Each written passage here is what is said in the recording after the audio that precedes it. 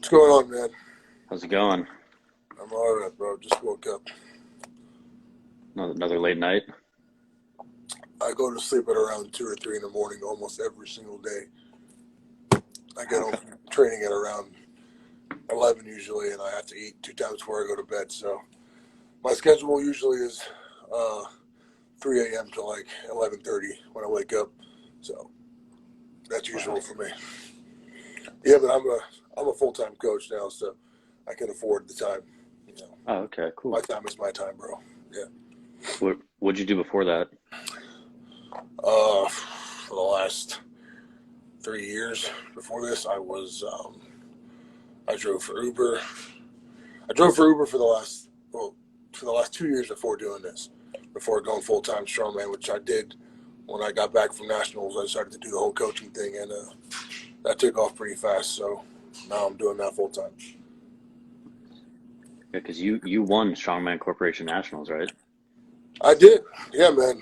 I took first by half a point. Yeah, it was a close. The top three were pretty close, and I took first by half a point. That deadlift that I did, the 818, is what secured my first place. Would you say you're better statically or with dynamic stuff? I wish I could say I'm better statically, bro, but nah, I'm definitely better with the moving events. And I'm explosive, I'm fast, and I have, or at least historically, I've had decent stamina, so I can go pretty far for pretty long with heavy things. But as of recent, that started to change because I'm focusing a lot more now on my static strength. This happened for the last 6, 7 months since winning nationals. Yeah. And you got your strict log up to 400, right? No, no, that wasn't strict, but That wasn't strict. Oh, sorry. that was a push press. Yeah, I did that back at the end of February. I Yeah. did the first 400-pound log press. It wasn't even planned actually. That was I had a 380 single planned for the day, but I did a 380 single and it just flew. So I was like, you know what, fucking let's see what I got. And I threw it on the log. It was only 20 more pounds, and I went for it, and it was ugly, but I got it. That was a huge milestone for me, man. Actually, my fifth try doing it. Really? When was your first time?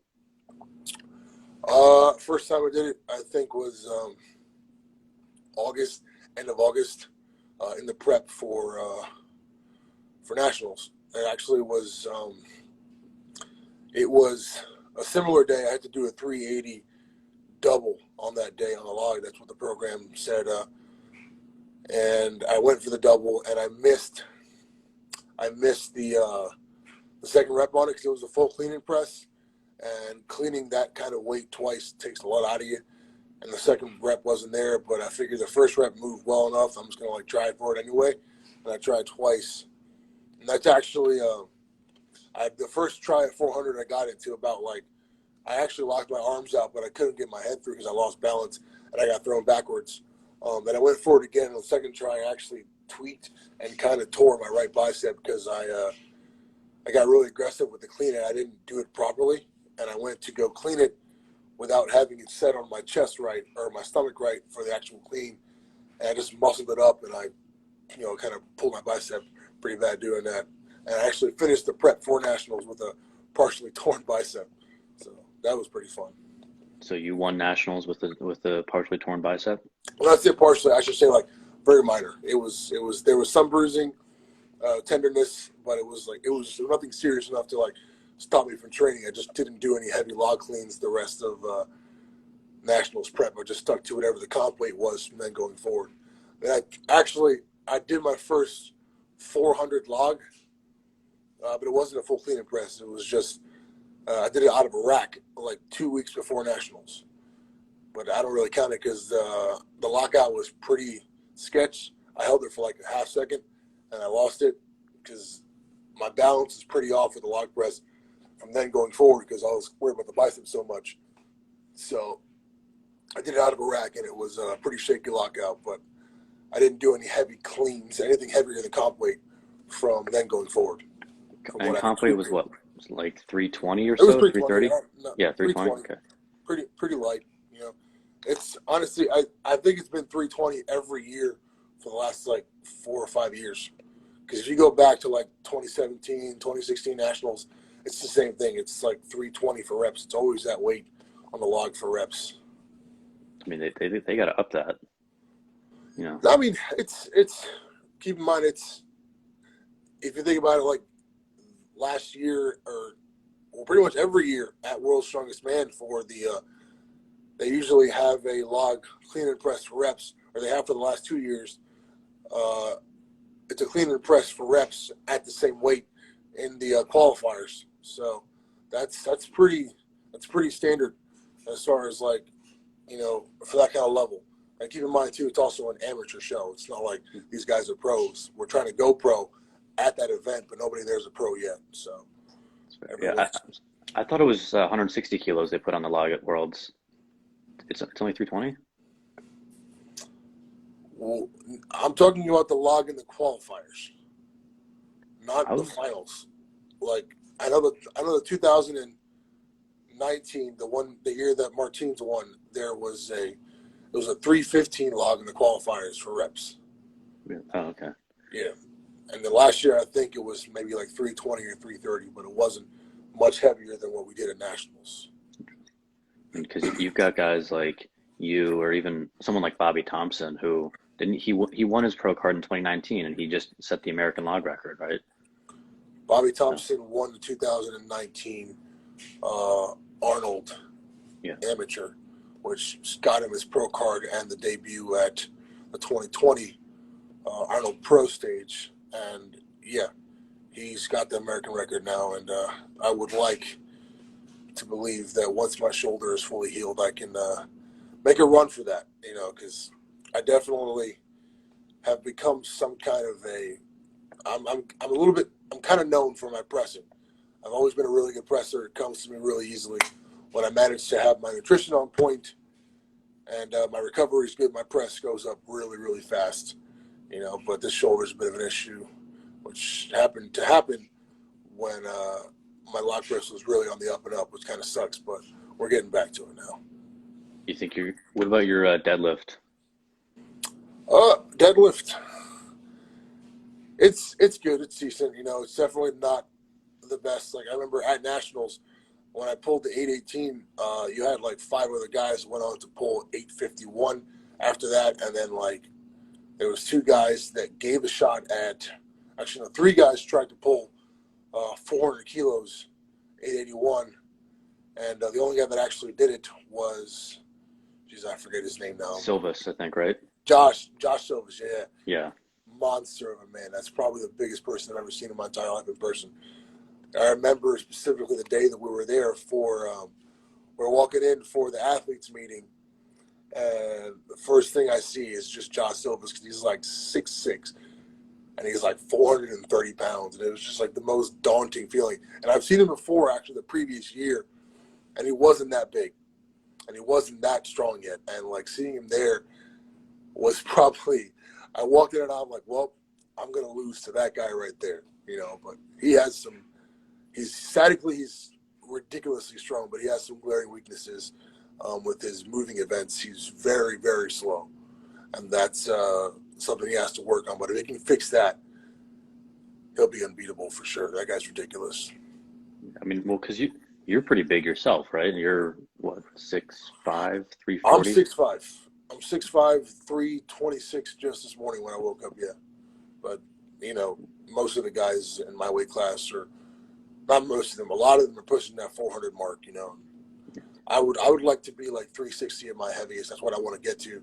I was about 335-ish when I was at Nationals, though, you know, because the last couple of weeks there, I was so concerned with being heavy and being big because I didn't want to feel intimidated that I ate a lot of food going into Nationals, you know. So that was my biggest ever, actually, going into that show. So do you have a nutritionist, or do you just eat? No, I don't.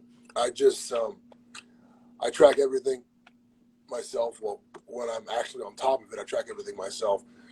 I'm just concerned with my protein being high enough, and as far as calories and carbohydrates and all that stuff and fats, I don't really worry too much about that. I just fixate on the protein because I can get really strong really fast, but if my nutrition is off, I'll be stagnant. for a long time. That's my biggest problem is eating. So the only thing I'm sure of, or on top of that much, is my protein.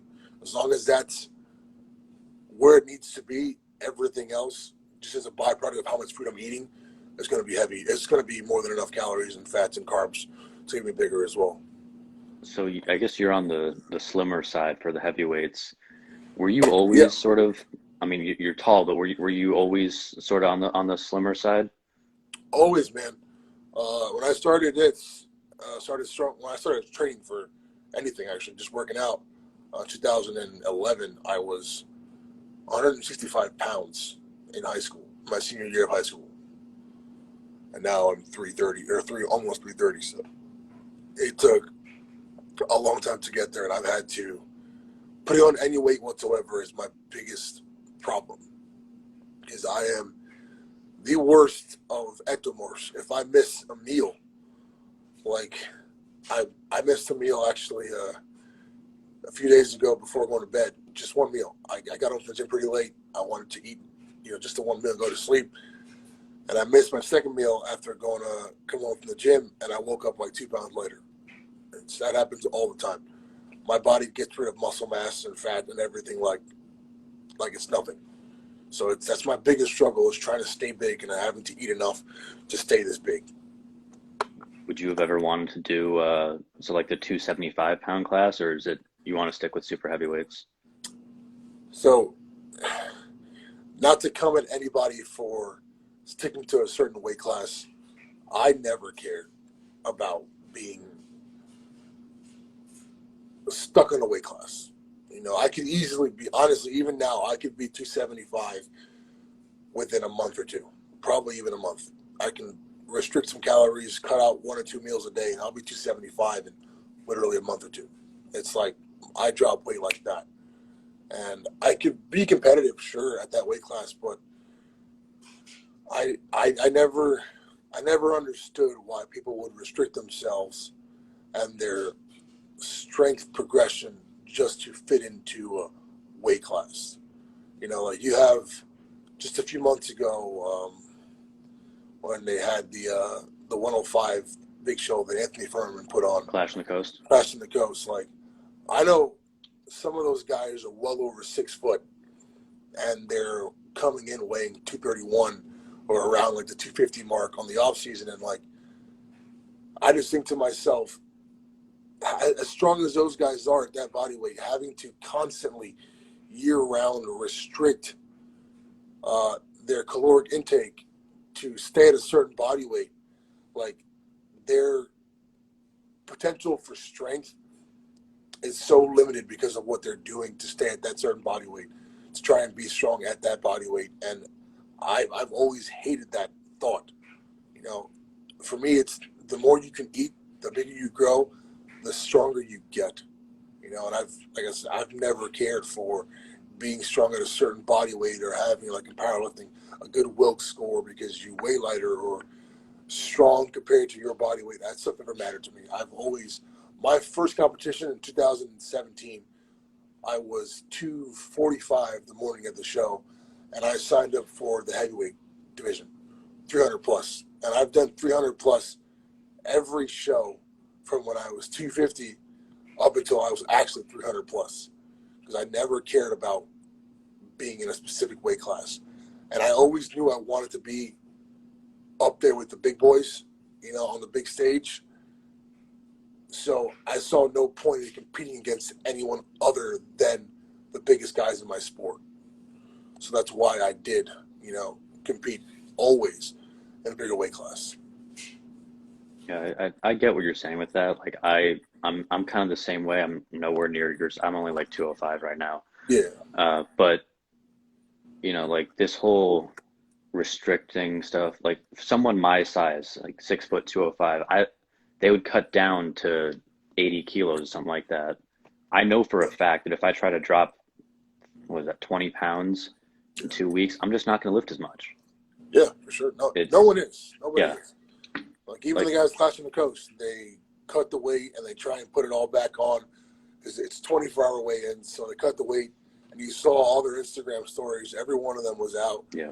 smashing Pedialyte, peanut butter and jelly sandwiches, getting all this food down, getting sushi, trying to get quality calories in.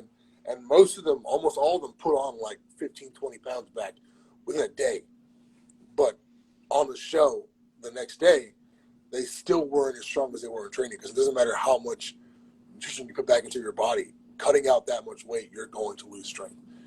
You know, even if you get a 3 or 40 or the 10 or 15 pounds back on, you're still going to lose strength from that cut.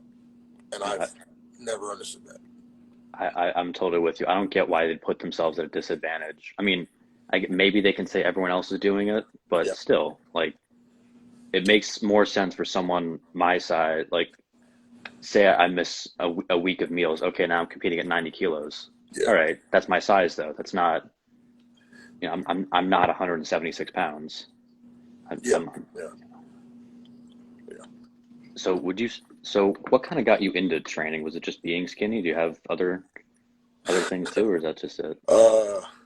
Yeah, actually, it was just, so my high school experience wasn't the greatest because I was a unique individual.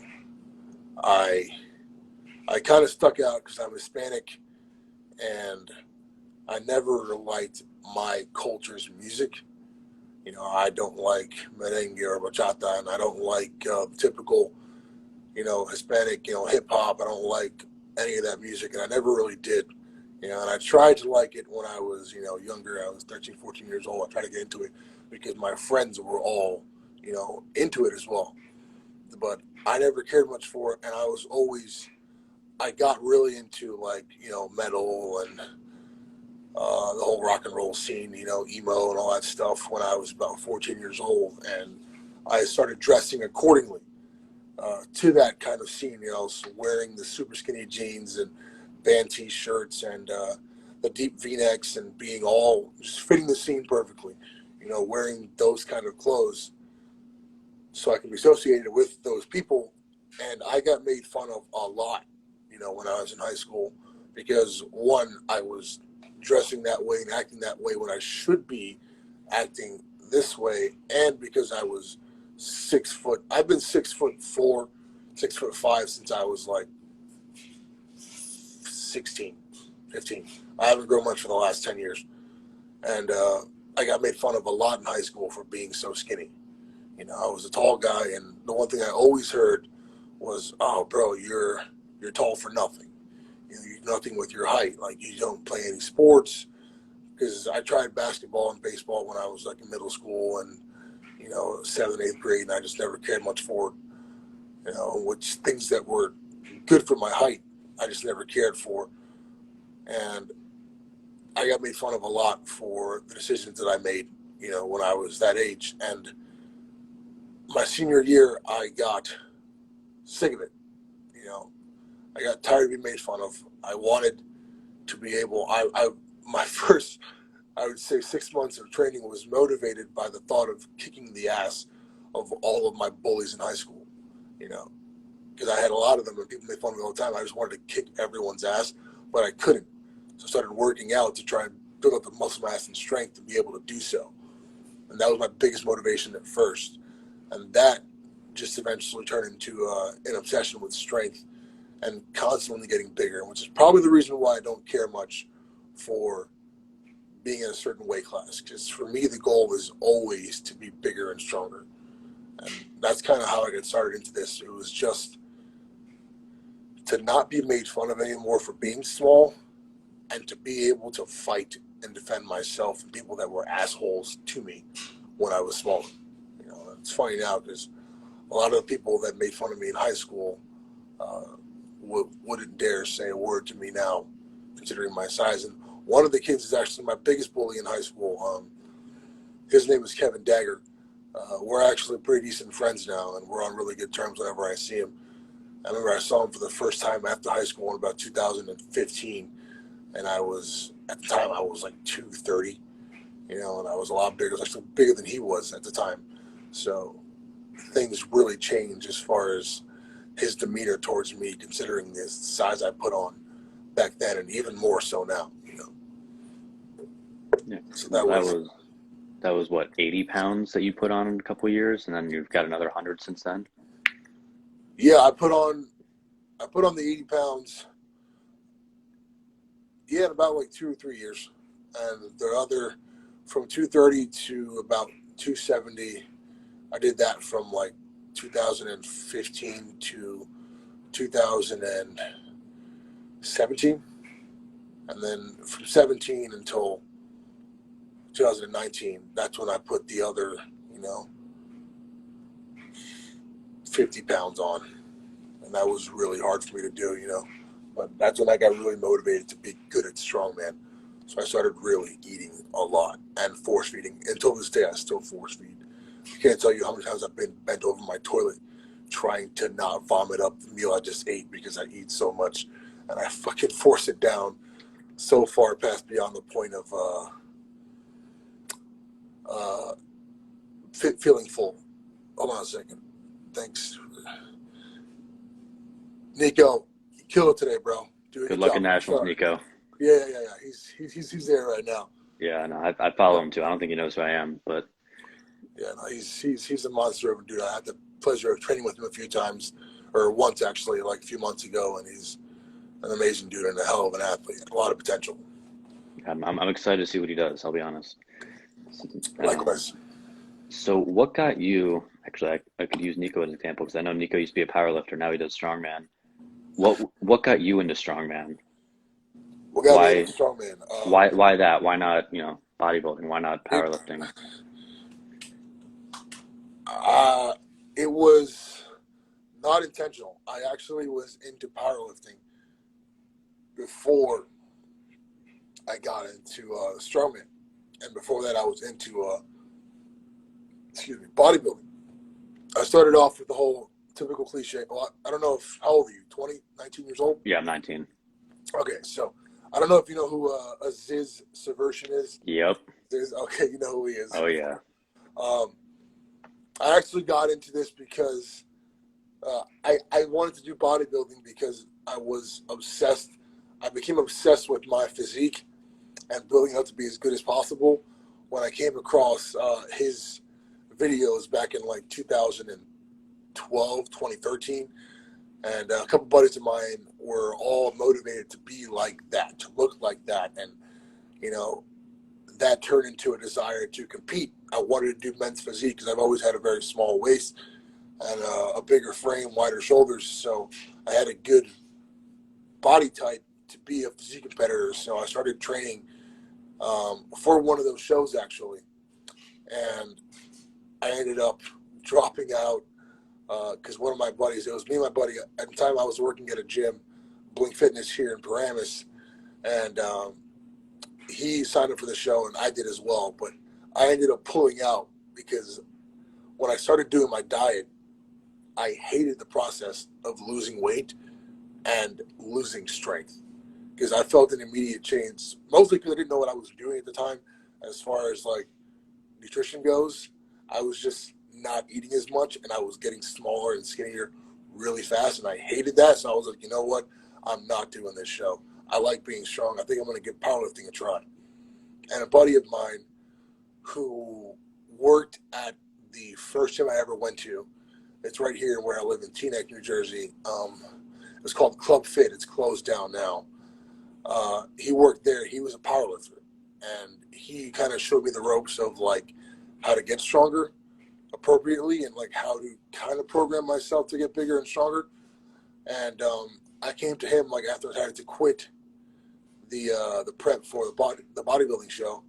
I went to him and I was like, "Hey, buddy, I think I want to get into powerlifting because I like being strong. I don't want to diet down to lose weight. I just want to compete and get bigger and stronger." He was like, "All right," and he kind of took me under his wing for a few months there. His name is Mason, and for a few months I would train with him. I got stronger with him. He showed me how to get bigger and stronger properly, deadlift form and squat form and bench, all that stuff. And I got a lot stronger under his guidance. And I became really obsessed with that. I was super into just being strong. And it went from that to after that I left that gym that I was at, and I quit working at the gym that I was working at. I started working as a valet here in Ridgewood, New Jersey, at a hospital. A couple of friends of mine found this gym called East Coast West Coast Strength, which is also now closed. And if you go back on my Instagram, like 2 years, you'll see all my training videos are from that gym. And I went there because it was a gym that they had. It was powerlifter friendly, where you could go and you could scream and yell and grunt and scream and do whatever you want to do and train like an animal. And at the time, I really wanted to do that. So we went to this gym to go try it out on their opening day, and I fell in love with it. And I was doing deadlifts, really hungover, because the night before was like one of my best friend's wife's birthday. So we were out for her birthday, and we were drinking like crazy. And I was crazy hungover, and I felt like complete shit. And I did like 6 or 7 singles at 495. And then I saw this big ass tire in the back of the room, and I was like, oh, I'm gonna try and flip this tire. It was like 700 pounds, and I flipped it like 3 or 4 times. I was like, this is actually really fun. And they had farmers there, so I was like, I'm gonna try and pick these things up and walk with them. And I did it, and I was like, wow, this is actually really fun as well. And it was kind of just like the strongman equipment was at this gym, and I tried it. I thought it was really fun. And then I spoke to the owner about like what this stuff is and like how to go. I knew what strongman was. I just never cared much to actually get involved with it. You know, when I was a kid, I watched it on TV with my dad around Christmas and my brothers. So I always knew what strongman was. I just didn't care much to train for it, nor did I know how to train for it or what the events actually were. You know, I had the typical idea that strongman was people lifting logs and stones in nature, and like that's how they train. They're just strong for no reason. I didn't understand you had to actually train the barbell movements to get stronger at strongman. So at this gym, I spoke to the owner, and he was like, every Saturday we have something that's called Strongman Saturday. So I joined, and I came the following Saturday, and I tried my hand at the log. It was 150 pounds empty, and I did it for like 2 or 3 really shitty reps. But everything that I tried in strongman, I just thought to myself, this is so much more fun than just lifting a barbell and 3 different movements. So I stuck with it. And I went there every Saturday for like 4 or 5 weeks in a row, and I got my ass beat by these guys, the OG Strongman crew, Wasted Management, what they call themselves. And they took me to the ropes. Like, I learned how to log press, how to do the farmer's carry. I learned how to do stones. I learned how to do everything through these guys on these Saturday training sessions. And after like 6 months of training with them and training strongman-ish, while still doing mostly powerlifting during the week, there was a show. It was, geez, what was the show? 2017. Lift for Autism up in New York State. And half of the guys that I was training with were doing that show. So I was like, you know what? I'm going to fucking do it too. I signed up for it. And that's what kind of sealed the deal for me. I had an amazing time in the worst conditions. Because it was about, the show was actually, it was under a pavilion outside in upstate New York, right by a river, and it was like April 4th or 5th, and it must have been 40 degrees outside that day. It was freezing, but the wind chill was like about 30 degrees, and it was freezing, and everything hurt to touch because it was so cold. All the steel was like frozen, but I had a great time, and that's what like sealed my deal as to getting into strongman. It was just so much more fun than anything I've done before. So I gave it a shot, and I was good at it. You know, given my height, I found that I was fast at moving events. You know, the only thing I really lacked was my static strength, which I built up over the years from then going forward. Thank you for that.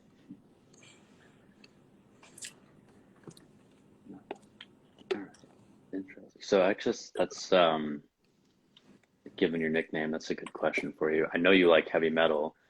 You got me into a couple of songs like Firefight. Yeah, Failure by Seether. I still have that on repeat. that's a great So song. I love that song. It's very painful when I fail a lift while listening to that song, though. It's kind of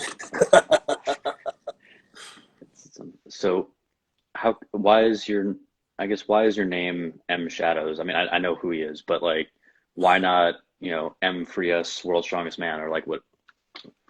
Well, it's multifactorial. There are different things that attributed to my Instagram name. One being, uh, at the time, and I still do very much love Avenged Sevenfold. Yeah. As I got into the heavier stuff over the last couple of years, I don't listen to him as much because it's a bit too light for me now. But I've always had a massive love for Avenged Sevenfold, so that took some part in the M Shadows, uh, whatever you want to call it, my tag here on Instagram. But also, it was I was when I was doing bodybuilding or training for bodybuilding, I was obsessed with Dorian Yates, Okay. and they called him the Shadow Yep. because he would go, he would train in complete solitude in a gym in a fucking basement somewhere in the UK, and he would not come out for interviews. He wouldn't do all the appearances at shows. He would just go into his dungeon, hide away, train, get bigger, get stronger, get freakier, and come out on the show day and just destroy everyone's fucking dreams. And I was like, dude, that is what I want to be in strongman. Like, I want to be the guy that goes away and just trains in silence and comes out, and on the show day everyone's like, oh, who's this dude? Like, and I just destroy all their dreams.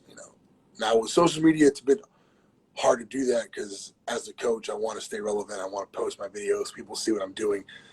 I am the product that you're buying into now, so I have to post regularly to stay relevant. But if it was my choice, I would just do that. I would just shut all this off and go away and to quiet in my garage or wherever I train at and not be seen by any of my competitors and just show up on the comp day and like just destroy them all. So that's the biggest reason why I call myself M Shadows, and M is just for everyone calls me Manny. So M is it's just like Manny Shadows, Manny the Shadow Frias. I actually have a shirt that I wore at my first competition that my friend made for me. He printed it out and it said Manny the Shadow Frias on it. That was the nickname I went by at the time, was the Shadow. So that's where that came from for the biggest part. So would you say that lifting's had a positive impact on your life, like outside of the gym? Have there been good things that have come out of it, or bad things that have come out of it? It's a bit of both. So good in the sense that, like I told you before, the biggest reason why I started training is because I just love to be strong. I love when I can go somewhere and, someone's having a hard time moving this and I'm just like, hey, I got it. Like, I love when people call me over to their house to ask to help them move things that they can't move. That always feels good. I like to help people out, but I also just love being strong. So that's a good thing that comes from training and, getting bigger and stronger. And I would say the downside of it is it can become a bit of an obsession that takes over everything in my life. Like, I find myself constantly having to fight, not only looking forward to training. Like today, I have to go to my friend's graduation party, from law school, and I want to look forward to that, but I'm looking forward more to my log press session on Monday because I get to go heavy on Monday, and I'm like, dude, that sounds like fun.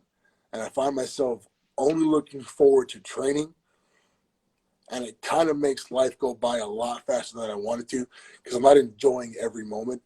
Everything else outside of the gym is becoming just downtime that I can recover and get stronger and eat more so I can go and enjoy my time in the gym. So that's definitely a downside to it. Another up is confidence.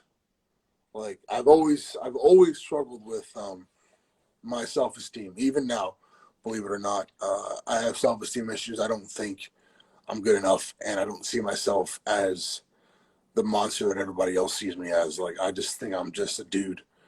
I feel weak on certain days. I don't feel great on certain days, and that really gets in my head. But for the most part, my confidence has gone up a lot, just from not because my physique has changed or because I'm bigger than most people, more so just building something for myself. The constant improvement of getting stronger and getting better at what I want to get better at just carries over to how I carry myself everywhere else. Like I have this mindset of I'm constantly improving, and people see that. And that gives me a sense of confidence, knowing that I'm always improving. And that's another good that's come from it. So more good than bad, but there's definitely some things that are not good that have come from it as well. And along with always feeling like crap. Like you should know for yourself, the constant aches and pains associated with this is not fun. Like I'm 26 now. I'll be 27 the end of next month. So waking up in the morning, I've been doing this for quite a while. I feel the wear and tear in my body. I wake up in the morning and it's like a bag of bones just creaking and cracking before I actually get up and stretch out and feel somewhat normal. That's definitely a downside to it. Is always feeling like shit and always being tired. So I guess you're 26 now, Yeah. almost 27. So what would you say your goals are for the future? Because you are, I mean, you're older than I am, but you're still very young in the strongman game. Yeah, and I've What, got a lot of years left in the sport. It's a good part. I'm one of the youngest pros that there are out there. My future, what I have planned for the future. I actually, contrary to what everyone else wants in the sport, I don't want to win the world's strongest man. I don't why care much not? for it. I don't. I mean, it'd be cool. I'm going to work for that. But my biggest goal, my biggest achievements that I want to accomplish is I want to win the Arnold Strongman Classic.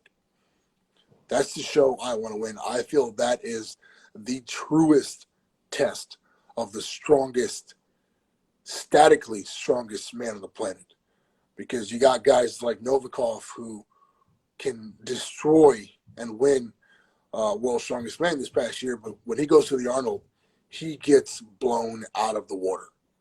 Because statically speaking, he is nowhere near anyone. Like at the Arnold last year, his best deadlift on the elephant bar was like 821 or 850, whatever it is, I think it was somewhere in that range. 821. Yeah, and you had guys like Half Thor who just freaking ragdolled 1,016 like it was nothing, And then you got guys like that there were how many? We had 3 guys go for 1,000, 4 actually. You had Thompson.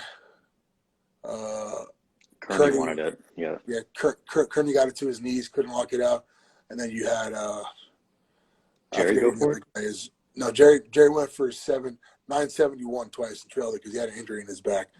But there were 4 guys that went, over 1,000. Oh, Haram? Shivakov tried 1,000 Shivalkov, as okay. well, and couldn't lock it out. But you had 4 guys went over 1,000, and the world's strongest man was nowhere near that. Like his deadlift without a suit is on par with amateur strongman. And his log pressing ability, it's good, but it's nowhere near world class as far as static strength. And that's the reason why I don't care too much for the title of the world's strongest man. Because the world's strongest man competition is not a true representative of what the world's strongest man actually is. I It's fully agree with you on that. Yeah, it's just really heavy CrossFit right now. That's it.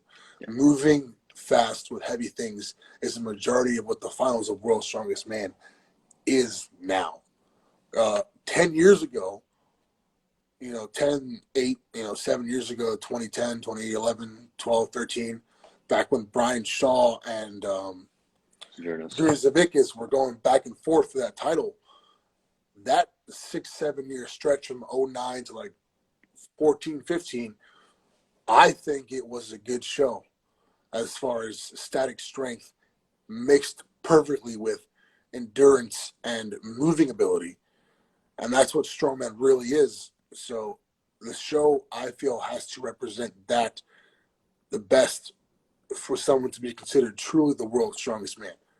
Because you had in 2011, 2012, and 13, you had the max deadlift competitions on that really thick, like almost axle bar with the barrels at the end that they all pulled on, where you got world records set by all three guys, Big Z, Brian Shaw, Terry Hollins.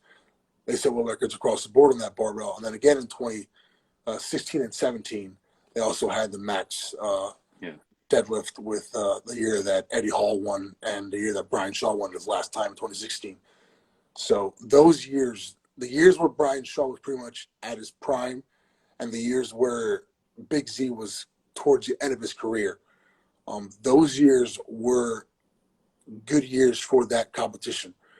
I feel like back then, if you won that, you can consider yourself to be the world's strongest man. But what it is now in recent years, I don't think so. And I don't, and if it changes, you know, by the time I get there, realistically in the next 2-3 years, if it changes by then, you know, maybe my motivations to win it will be higher. But for right now, it just doesn't represent true strength well enough. You know, even the new show now in Bahrain, I feel that show is even more aesthetically centered than World's Strongest Man is. It's really gearing away from it. You know, it's becoming now what it was in the late '90s and early 2000s, where it was just a show of how fit you are and how much you can move, or how fast you can move with heavy things. Yeah, there's a reason Yuko Ahela won in the late '90s, and Novikov won today. I remember I was watching him warm up on his deadlifts. Novikov I think it was on his story. At 300 kilos, he put on a suit. Yeah, and I mean, I don't want to be trash talking him. He's a great, strong guy, whatever. Yeah. But I have a friend who's competing tomorrow, and he's pulled. Well, he's the same age as me, a little lighter than Novikov. And he's around the same deadlift level of Novikov. Yeah. I mean, a little less, but because he's just getting used to a suit. Yeah. But like he's gunning for 340 at his comp. Yeah. Same. And if the world's strongest man needs, I mean, I'm sure he can pull more than 300 without a suit on. It's probably just what his training schedule had. But that was kind of jarring to me. I was like, really at 300? Like I could see like 350 for him if because I think his best is 420 with a suit. Yeah. But I don't know. It was surprising to me how much he needed something else to help him be stronger. Yeah, which is what I'm saying. Like, props to him for winning the show. World's Strongest Man is no chump competition. It is still one of the highest standards of strength in this world. As far as strength goes, but it isn't a show of true static ability, and I don't think it lives up to what it's called. It's called the World's Strongest Man. It should be the World's Strongest Man. You should have a test of absolute strength, not just endurance and speed. Like, there wasn't even one max event. Well, the one max event they had, for Novikov was pretty much a hip thrust. Yeah. The barbell, when he got in position, was over his knees. So there was not much range of motion for him to move it through. So that wasn't really fair. I've argued with people about that. Yeah. I've had that argument. People are like, oh, no, he won the deadlift. No, he didn't. He won the partial deadlift. Yeah. If he's the same height as me and he's going up against Tom Stoltman, where's that bar going to come up on him? Yeah. Because they all have the same back strength. Novikov's legs just aren't strong enough to break stuff off the ground. Yeah. He rarely fails a lockout. Yeah. And Kevin Ferris is the same way. He's a little. I mean, I think he's stronger than Novikov statically, but by a mile. Yeah, a mile for sure. From the floor, Kevin Ferris has pulled 900 with no suit. Yeah. Just like 2 months ago, it was like a warm up with 400 kilos. No suit. I don't know if you saw, he posted yesterday what was it, 700 for like 7 reps or so on the squat. on on his squat. What was it? Oh no, it was 12 reps I think he did Yeah, without a suit. yeah, Well, I could see you and him getting along because he's a former 105 guy and just decided to stop cutting, yeah. right? No, I Him mean, and when the day comes that the biggest thing is with, I won't even say when I qualified to get to that level, because the guys that are at World's Strongest Man, it isn't a matter of qualifications. It's more so a matter of being chosen by notoriety yeah, and kind of fame in this industry. And I don't have yet the social media following to catch the eye of the promoters of Worlds. Because you have guys like Gabriel Pena last year. He got picked, and this year as well. He was picked as an alternate, and Gabriel Pena, as far as his competing history goes, it's the same as mine. He won the Nationals in 2019, competed at the Arnold Amateur in 2020, and that was it. right. And like the same thing I've done. I won the Arnold, I won Nationals, and I was set to compete at the Arnold Amateur, but that's been canceled now, which is a load of shit. And that's as far as competitions goes and big wins, we're on par together. The same things. But he was picked because, well, two reasons. Statically, his deadlift. The guy pulled Yeah, 1,000 pounds in a suit. Another monster people don't really know enough about. Just an absolute freak of nature. His social media following is far greater than mine. So he got the attention of the promoters, and it was enough that they gave him the invite. And I would have to focus more on growing my social media if I want to get an invite to Worlds, hopefully next year. Because the time for this year is already passed. It's literally this month. So a focus of mine would, much as I hate to say it, is to grow my social media enough and my notoriety as a good strongman to catch the eye of the world's promoters, so I can get my invite to go out there by next year. But that's the biggest downfall in this sport. Like, I would like to meet Kevin Ferris and all the guys at the top level, but I have to grow that first if I want to get there. yeah. Everyone's doing collabs on YouTube and stuff Yeah, like that, right? yeah. Like, absolutely nothing against Robert Obers, but Fuck Robert Oberst. did he qualify? Fuck Robert Oberst, man. Um, Not a fan. no, not at all. I hate guys that run their mouth endlessly and don't back up their bullshit. Like, he sucks as a strongman, hands down. Yeah, He can press a lot overhead. That's about it. As a strongman, he fucking sucks. He sucks. He talks so much shit, and no hate against him personally. I just hate the way he carries himself, his demeanor. I hate it. Like, if you're gonna talk all that shit, at least be good at what you do. And he gets his ass kicked by amateurs every year. I'm pretty sure you put me and him in a comp together, statically he'll press more than me, but I'll deadlift him and I'll beat him in everything else across the board. The guy's not good at what he does, for all the shit he talks. If he talks so much shit, it'd be cool. But like, you have guys like Evan Singleton right now, who's out there with Brian Shaw in Colorado, hmm um, runs his mouth all the fucking time. But he backs up his bullshit. And he's one of the I, best strongmen in the yeah, fucking planet right now. I was about to ask you about him because he talks as much as he can, Yeah, but what is he? Pulled 950. He's log press 205. His the circus guy. dumbbell's great. He's fast. I fully agree with you. He is everything Oberst tried to be. Yeah, but better, and he Right. actually delivers. Um, so funny thing is, I mean, even last year at Worlds, like, the reason why he didn't go to the finals because of his bicep tear. Right. He was going to just anything overhead. I've had the pleasure of meeting Evan before on multiple occasions, and he's a douche on Instagram, but he is one of the most genuine, nice dudes in person, and I fucking love the guy. And anything overhead press, he will destroy. And that event, if his bicep hadn't torn, he would have smoked all those dumbbells, and he would have repped the dumbbell out for 6, 7 reps. Because I saw him doing 200 plus pound dumbbell for effortless reps in person. The guy is a monster overhead. And he's one of the guys, like I said, he's a character. He runs his mouth. He talks shit. But when the show day comes, he delivers big time. And if you follow Nico Sopralis, also the Greek Goliath, on his Instagram story, he goes on rants all the time with the same things. Yeah, he does. Talks a lot of shit, but he's one of those guys who I know when he gets his shot, he will fucking deliver. Guy has a 900-pound deadlift, no suit, 800 for 4, 700 for like 10 effortlessly. He has a bit of a labrum tear in his one of his shoulders. That's kind of holding his overhead back right now, but once that gets fixed, he's going to be a monster overhead as well.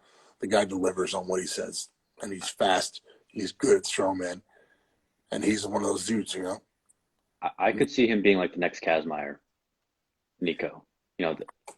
For sure. Powerlifting Especially world champ, going to especially with the way he strongman. talks. Yeah. Like meeting him in person, the guy has choice words, and he's a very entertaining individual, and that's what Kazmaier was as well. Kazmaier had a charisma about him that was, good for the sport.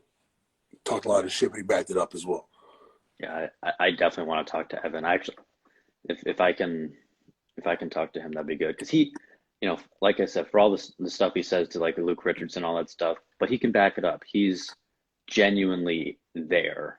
Yeah. Oberst is not. Oberst is good overhead. Okay, he's got a good log press, but in training. Yeah, good point. In training, Never delivers on the day. Yeah, Pritchett destroyed him on the log with the torn pec. So never delivers on the day.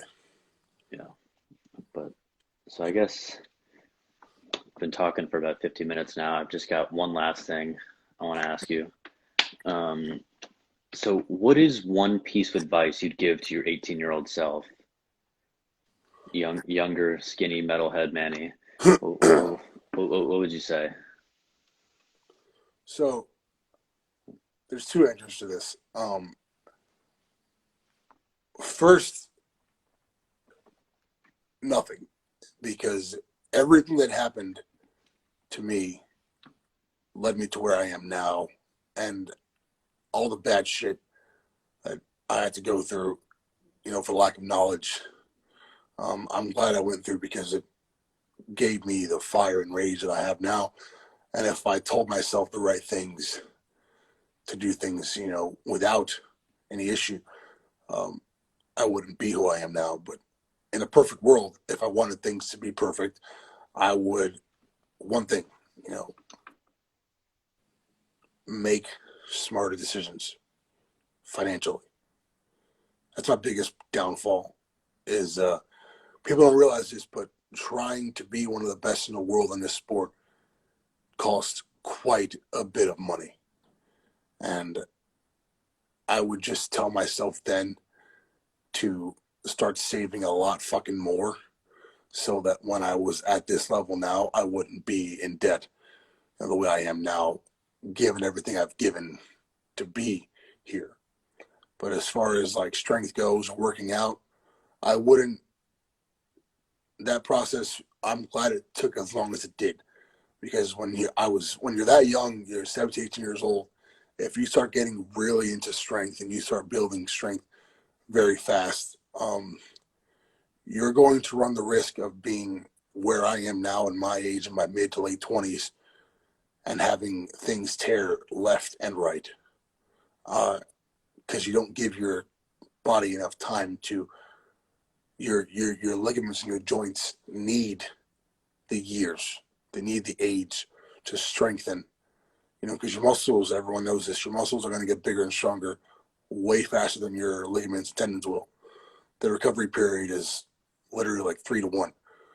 And if you do it too fast, you'll get to my age and my level of strength and things will be tearing left and right. So I'm glad I didn't do that. But that's the biggest advice I give myself is prepare yourself financially, for what you're going to do.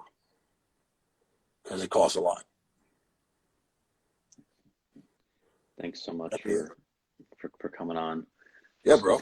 great chatting with you. I've been following you for a while. All my friends know who you are, like Patty, Lars. We're all big fans of you. We're all Yeah, excited that I got to talk to you.